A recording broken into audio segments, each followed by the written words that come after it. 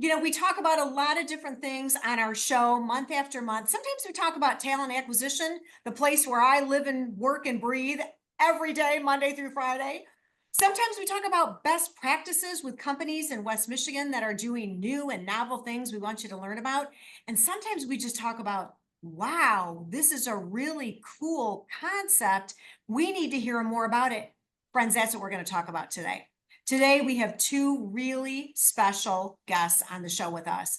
Welcome, Ken Bogard and Grace Gavin. They're here from No Honesty. Grace, Ken, welcome to the Welsh Wire. Thanks for having us, Sheri. And if people are listening and maybe not watching, No Honesty, just so you know, is spelled K-N-O-W. It's a little bit of a play on words there, but it's important because there is no honesty in the world, and we're trying to get more of the K-N-O-W into the world. So thanks for having I us. love that. I love that. And thanks for sharing that. And Ken, welcome to you too. All right, Sheri, let's go. Thank you very much. Let's do it. So, No Honesty, K-N-O-W, to just reiterate that, is a working collaboration, a project, a special project, a work that the two of you have developed together. But I'm so curious to hear the story about how it came to be. Yeah, I'll let Ken jump in on that first. How it came to be primarily comes from, so I've done EOS work for about the last 8 years. And about 5.5 years ago, something happened to me in somebody else's session room. I was in Ann Arbor, and there was just a group of EOS implementers hanging out. And there was this poster on the wall. And the poster had the words, "Be open and honest," on the poster. Well, before going into that session room, my clients that I was serving and helping, we were doing really good work with EOS with them. And then I saw those words on that poster, and I'm like, we're not doing good enough work. We're not going deep enough. And when I saw those words, I'm like, my gosh, that's what I'm missing. That's what my clients aren't doing. And so you have this incredible framework that is EOS, but it's meaningless without open and honest individuals around the table. And from there has really birthed this idea behind we have to help people become more open and honest. And we're not trained in this. We're not taught this real well. Companies aren't encouraging it enough. And then when I watch my clients who embrace it like crazy, they're unstoppable. And so just from that moment came this obsession of getting people to be more open and honest. And quite frankly, even before that, I had an obsession about honesty in the topic. And then I met Grace and I said, hallelujah, there's another person in this world who agrees and wants this thing in their life too. And it really came from there. And Grace can fill in a couple blanks for you as well. Oh, I love that. So, born from an epiphany in a boardroom, in a meeting, comes the launch of this big idea, and then enters Grace. Grace, how did you connect? Well, I had been, funny enough, working at a daycare, and I met Ken, and this is the point in the story where he was all about honesty and figuring that out. And it was just, I remember it being so weird at first, but then really was a breath of fresh air because that was not the kind of culture that we had. It was a very corporate, protect self, only tell the parents what they need to know, wrap it in bubble wrap. So we're not really having real conversations, real connections to partner to help parents. And these are parents in the first year of their kid's life. They need a lot of help. They need a lot of support. And that's not what we were taught. So I met Ken and was like, whoa, this is different. And it just evolved from there. We started working together and then really partnering on No Honesty and bringing this to the world. And one thing I really want to clarify for listeners too is what we mean by open and honest, because most people, we use that as one phrase and we don't really dig into what that means because they're two separate things. So honesty is being truly and freely yourself, speaking into what you want and how you feel. That is really important. We got to have that on the table. We got to have everybody being honest. But what makes that possible and easier to do is when people on the other side are open. And openness is listening without reservation, putting your needs and wants on pause for someone else. And so We're already doing that a little bit in this conversation, Sheri, but that would be my hope for the rest of it going forward, is that you're 100% honest, we're 100% open to you, and then vice versa. We're 100% honest with you, and you're 100% open to it.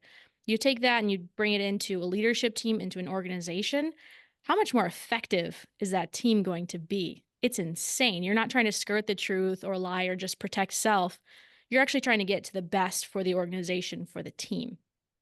Absolutely, 100%. And, you know, in the work that we do in the executive search business, we talk in our team about open and honest communication all the time. We like to think that when we put that out into the universe in the way we deal with our clients and our candidates, it's coming back to us. It doesn't always. We like to think that we're pretty good at it. I know we're not. I mean, I know we can be so much better. I don't think we're horrible at it. I know we can be so much better. There's so much to learn and to lean into in your 6 practices and diving into this work. So how did the book emerge? Because you've got a book coming out called No Honesty. Let's just show it for those who are watching right now. All right. How did the book emerge? Why did you decide to write a book versus go on a speaking tour and do seminars or webinars? Yeah. Ken, you want to jump in on that first? Yeah, the stars aligned is the best way I could put it.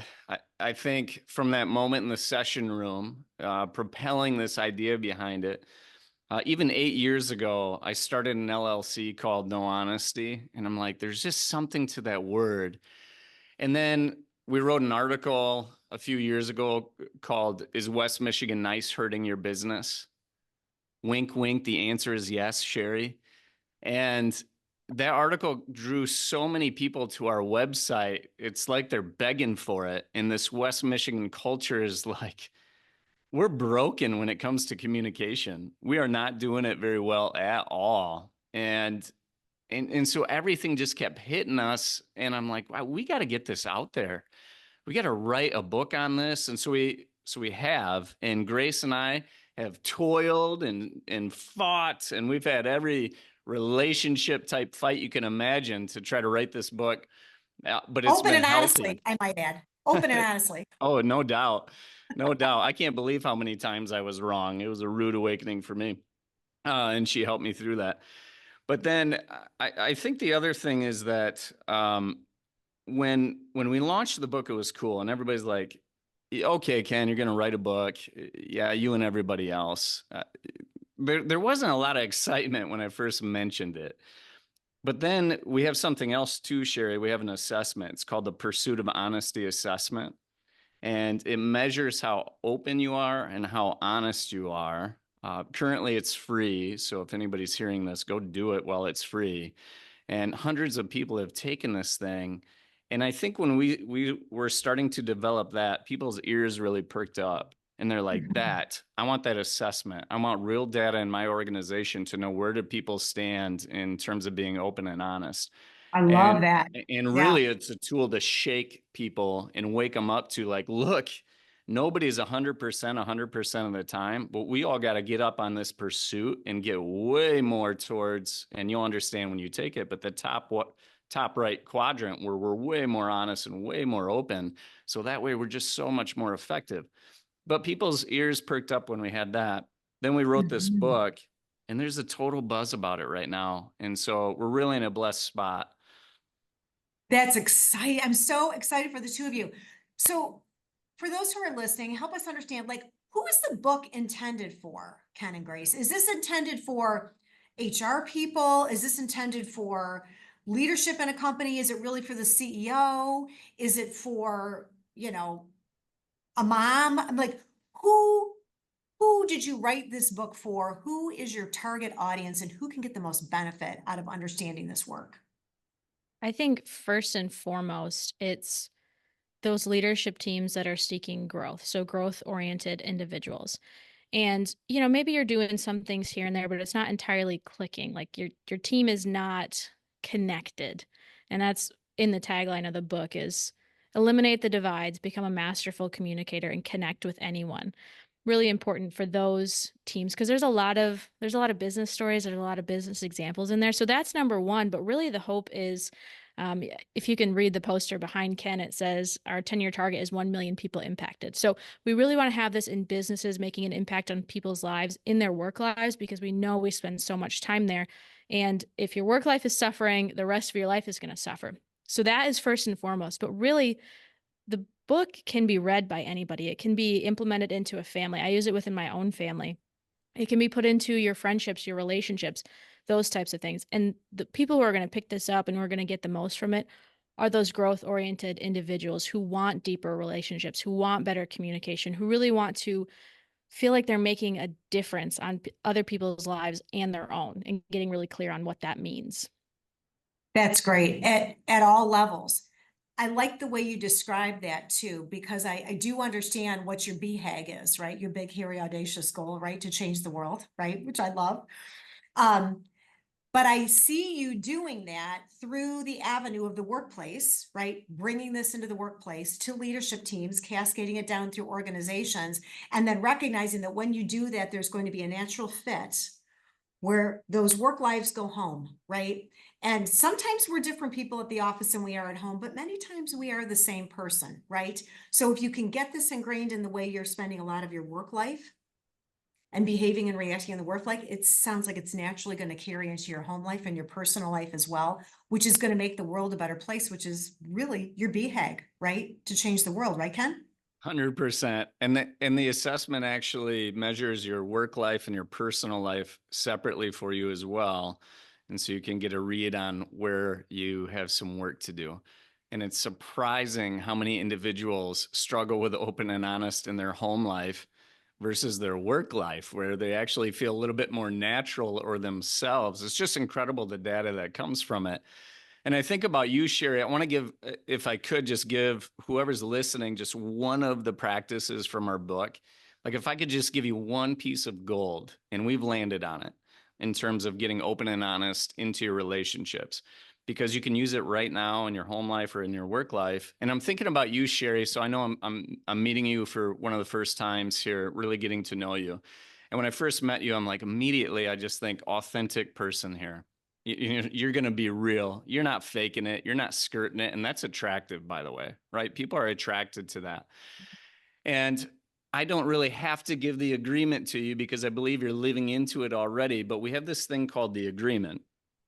And how we use it is this: when you're working with a vendor, a leadership team member, an employee, a boss, your lover, your kids, anybody in your life, this agreement really helps to set people free. But it goes like this. So Sheri, if I'm meeting you for the first time and we're about to partner or work together in some sort of collaborative effort, I'd say this to you. I'm like, Sheri, hey, can we agree that we're going to communicate a certain way? And here's how I'd like it to work. Sheri, I want you to be 100% honest with me. Be truly and freely yourself, speak into what you want and how you feel. Like, just relax, be you. And I promise you, I'm going to be open to you. I'm going to listen to you without reservation. And I'm going to put my needs and wants on pause for at least a second and just hear you out. But here's the deal. I'm going to be honest back at you. And I ask that you be open to me. Now, if we do that, you and I, man, we can accomplish anything together. And so we call that the agreement, and that's the script. But when we use it for tough or crucial conversations, it just kind of gives everybody permission. Just be yourself, and let's put truth on the table. And so anyways, I had to give that to you before we moved on. Well, that's an excellent nugget. And thank you for that high compliment. I don't even know what to say. Like, wow, that's so kind of you to say that. And don't we all want to come across that way, right? Don't we all want to be that way? Your work will help others begin to be that way and be perceived and received by others that way. So it sounds like I was going to ask you about what you think the biggest challenge is to direct, open, and honest communication. But it sounds like you started with this, Ken. This may be one of the biggest challenges that you see is setting out the agreement in the beginning and being authentic, letting those walls come down a bit, or is there something else? No, I think you're hitting on it. Go ahead, Grace. Yeah, I was just going to jump in and say, I think it's the education piece around it, Sheri. Nobody's talking about it. Ken was talking about before, we live in this world here in West Michigan of West Michigan nice. And so that's kind of the modus operandi that we operate in, the thing is we can change that at any time. When you talk to business people, we don't really love West Michigan Nice because it kind of hurts our ability to work together, to do business together, to move forward. So that's what we're operating in right now.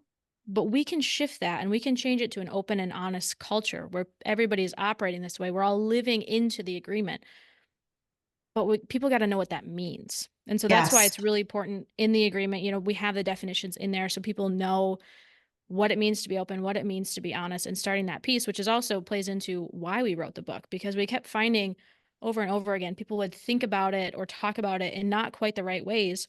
And we got to build some education around that because we don't get taught that in business school, in high school, in college, when you're in your first job, those types of things. So we got to get that out to people and understand this is what we want out of relationships. This is what everybody wants, right? But are we boldly saying that? Is that what we're going after?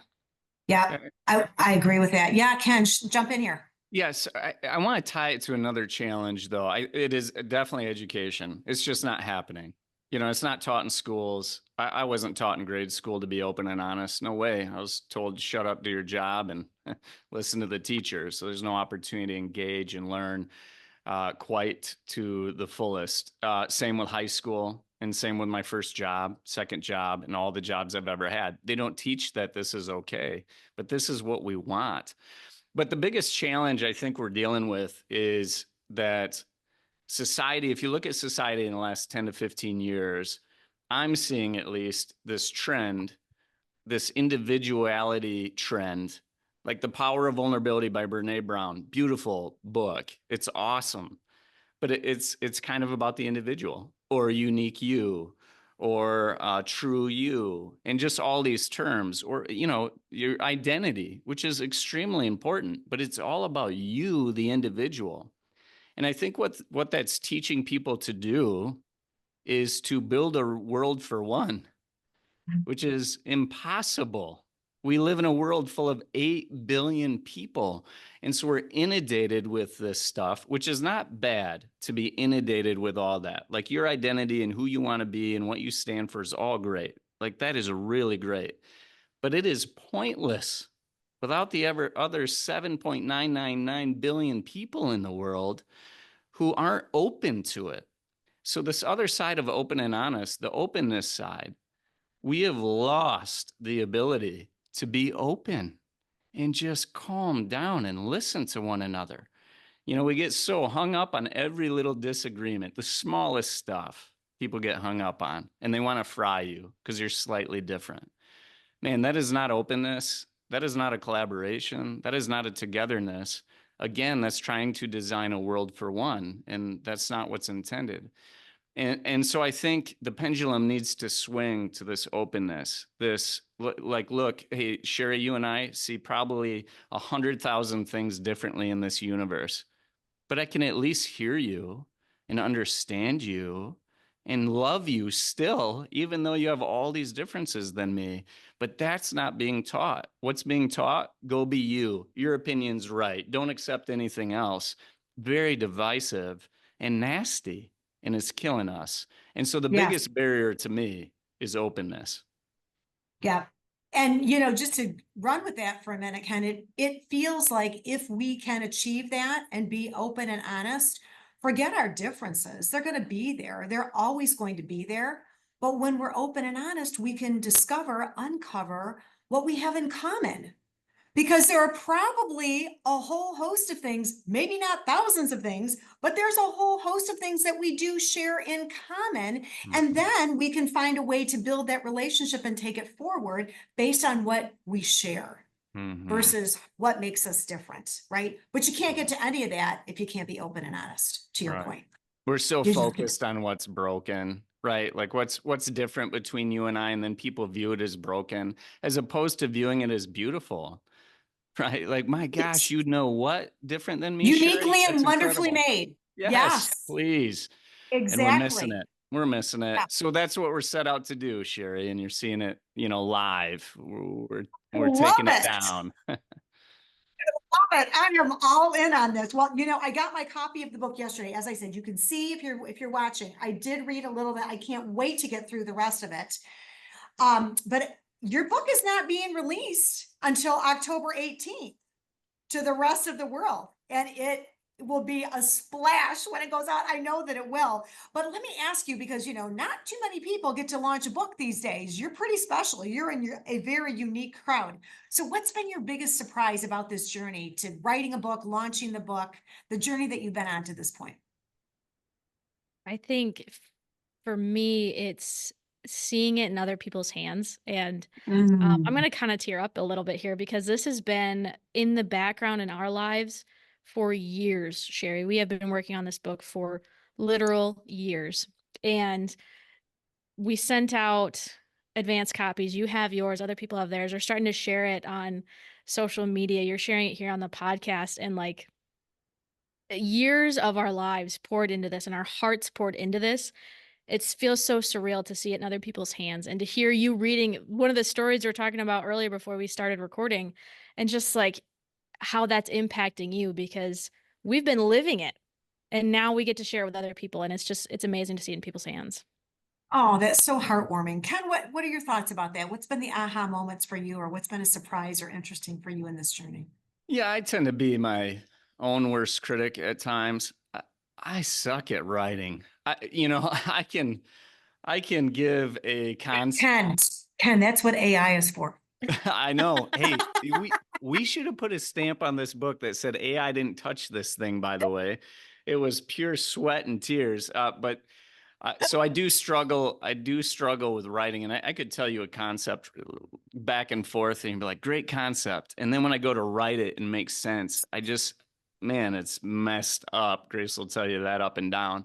It's And so hard. It's hard work. Grace has this ability to just kind of galvanize our thoughts and what I'm trying to say. And so she's just so brilliant in her way of putting this all together and really putting meaning out to the world in a way that's coherent and makes sense, because I couldn't do it.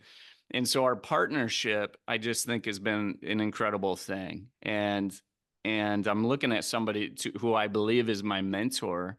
And I think that maybe is strange to hear for some people, but she came in as my EA and then stepped into an integrator role, now co-author and co-owner. She's my total mentor. And so I'm just so surprised by what I call the rise of Grace, because she's out there just crushing it. And so for me, that's where I take it. I love that. What a great story. I again appreciate your candor, your openness, and telling us where you've both been and where you want to go with this. This is so, so exciting. So to reiterate, the book launches nationwide on October 18th. You can get it at all the places where books are sold, right? Yes. That's right. It's there. I don't need to give any shout outs to the biggies, but it's there. It's going to be out there. But, you know, our listeners may want to connect with you, because our listeners are primarily folks in West Michigan, right? On a local level, on a very personal level. You guys are here. You're West Michigan folks, right? This is where you do your work and play and make your lives. So if they would like to reach out to you, know more about you, your story, get into this work and this project with you, can you share your website and maybe how they can reach you by email too? Yeah, website is nohonesty.com. Pretty simple, but again, KNOW, not NO.